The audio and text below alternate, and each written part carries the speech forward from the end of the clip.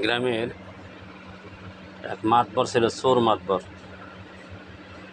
তো রাত্রেবেলা উনি নিজে চুরি করতেন, দিনের বেলা সমাজের লোকজনকে ডেকে বলতেন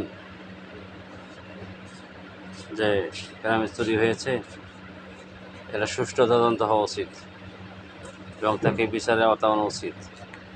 এভাবেই প্রতিদিন সে চুরি করত, আর পরের দিন গ্রামের মানুষকে ডাক দিয়ে বলতো, তোমরা সবাই তথ্য নাও, কে চুরি করেছে তার কঠিন বিচার হবে। এভাবে করতে করতেই একদিন এলাকার লোকের কাছে ধরা পড়ে গেল মাতবর নিজেই চুরি করেন।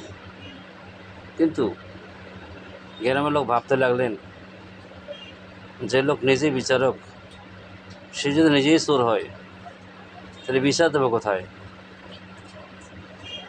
অনেক চিন্তা ভাবনা করে দেখলেন কী করা যায়। ভাবতে ভাবতে একদিন এলাকার লোকজন চিন্তা ভাবনা করলেন, এই মাতবর সাহেবকে চুরি করা অবস্থায় হাতে নাতে ধরতে হবে। তাও করতে গেলেন। একদিন মাতবর সাহেবকে হাতে নাতে ধরলেন। ধরার পর যখন মাতবর সাহেবকে ধরা হলো, মাতবর সাহেব বললেন, আমি এই বাড়িতে চোর ঢুকতে দেখেছিলাম, তাই আমি নিজেই চোর ধরতে এসেছিলাম। আমিও তোমাদের মতো চোর ধরতে এসেছি। কিন্তু তার হাতে যে এত প্রমাণ, তারপর সে অস্বীকার করলো যে আমি এ মাল চোরের কাছ থেকে নিয়েছি। আমাদের দেশের সরকারও এমনই হয়েছে যে নিজেই গোলের নির্দেশ দেন, আবার নিজেই বলেন আমি জানি না। আমাদের দেশে সরকার যে কথাগুলো নিজে বলেন, কিছুক্ষণ পরেই সে বলে এই কথাগুলো আমি বলি নাই। কিন্তু আসলে এটা কি হয়?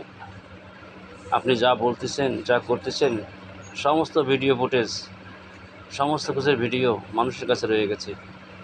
কিন্তু তারপরও বলছেন এটা আমার নয়, এটা আমি বলি নাই, এটা আমি করি নাই। আসলে দেশে হচ্ছেটা কি? দেশের মানুষ সবাই জানে, বোঝে, কিন্তু বোঝার পরেও কিছু করতে পারছে না। কারণ দেশটা আর এক না একতন্ত্র গঠন হয়ে গেছে। এ দেশ তো স্বাধীন নেই।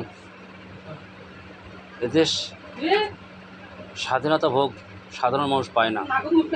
এই স্বাধীনতা সরকার দলীয়রাই ভোগ করতেছে। তাই আমরা নিরুপায়, আমাদের কিছু করার নেই।